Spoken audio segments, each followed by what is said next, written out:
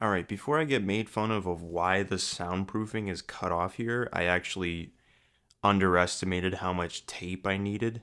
So it's just gonna look like that for like a minute. So if it bothers you, you can just click away. But anyways, revenge stories go so crazy, I swear to God. Like the story Back in Black I talked about last week where Aunt May gets shot and Spider-Man finds out that Kingpin was responsible, leading Peter to beat the ever-living shit out of the Kingpin and almost drown him with his web fluid. But today I have another story that involves revenge, and this time it's with Batman. With this story involving one of the Bat family members getting critically injured by the Batman villain, the KGBeast, who has had several run-ins with Batman in the past and now in the present is hired to kill one of his partners.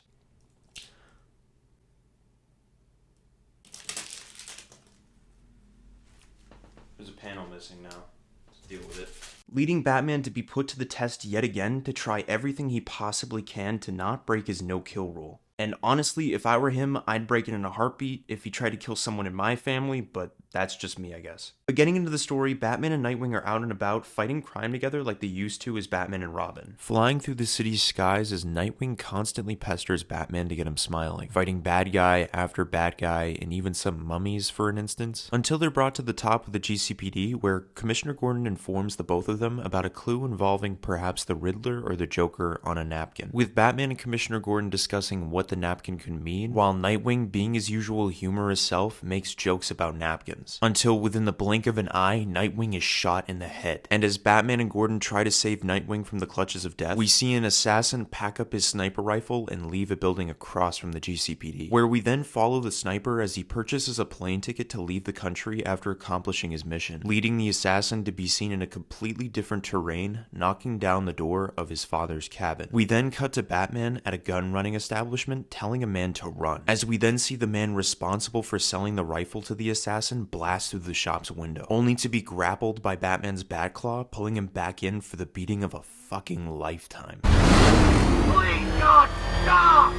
And upon interrogation, the man reveals to Batman that he sold the rifle that was used to shoot and nearly kill Nightwing to the KGBeast. And with KGBeast being one of the world's top assassins, Alfred then asks if he can find him. And Batman says he knows he can find him. Where we would next see Batman travel all across the country until he would find the Bronze Tiger helping him fight off ninjas, demanding to know if he knows anything on KGBeast and where he could find him if he were hiding. However, the Bronze Tiger doesn't know anything other than maybe a Spaniard would know where the KGBeast would be hiding. So Batman would go from known assassin to known assassin until he would finally find the Spaniard, where he would finally hear the information on where KGBeast could be hiding, with the very prominent detail that the KGBeast loves his father so much that he could be hiding with him currently. So with that information, he takes out the assassin and heads out to find KGBeast. Cut to Batman in a snowy terrain, struggling to walk through the snow to find where the KGBeast is held up, but determined to make him eat his teeth, as Batman slowly loses comms with Alfred on his way through the blistering storm, where we then see KGBeast share a shot of alcohol with his father, telling him he loves him very much, before shooting his father in the head as he drinks his shot. But upon shooting his father in the head,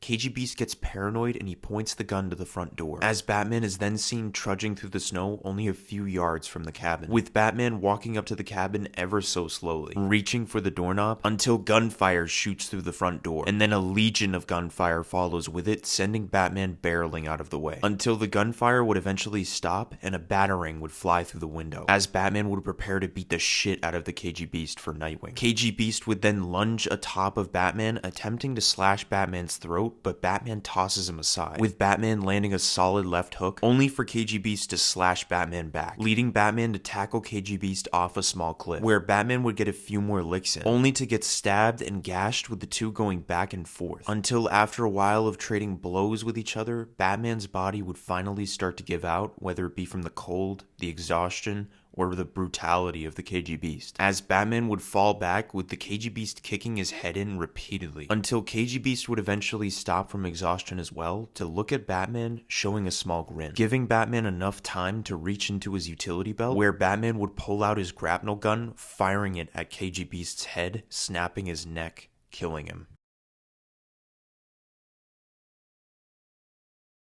Okay, he doesn't kill him, but KGBeast's neck does end up broken, leaving him paralyzed, as he says to Batman that if he helps him, he'll tell Batman who hired him to shoot his boy. And for only a moment, Batman thinks on it, but just says to KGBeast, "I've got a bullet in my arm and a body of hurt.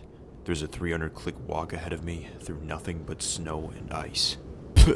I'm the world's greatest detective. I'll find out who hired you, and I will break them too.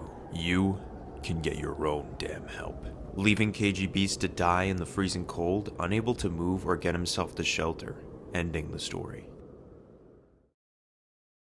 Now, I hope you guys enjoyed this story as much as I enjoyed making this video, and as much as this story is amazing, one of the lasting consequences from it was Nightwing having amnesia. And while I like this story a whole bunch, I really hate the whole Rick Grayson arc, acting all rough and tough, driving taxis through Bloodhaven and refusing to be Nightwing anymore, but that's something that I'll talk about in a completely different video. And I find it kind of funny that in both altercations between Batman and KGBeast, somehow within the end, KGBeast is always left to just die, like in the sewer 30 years ago or whatever. It's just fucking hilarious. But anyways, I hope you guys like this video, and don't forget to leave a like and subscribe, and as always, I'll catch y'all on the flip side. Oh my god, you stayed for the post-credits end scene. Here's a picture of Rick Grayson as Dwayne "The Rock" Johnson from Fast and Furious in front of a taxi. There you go. Have a nice rest of your day.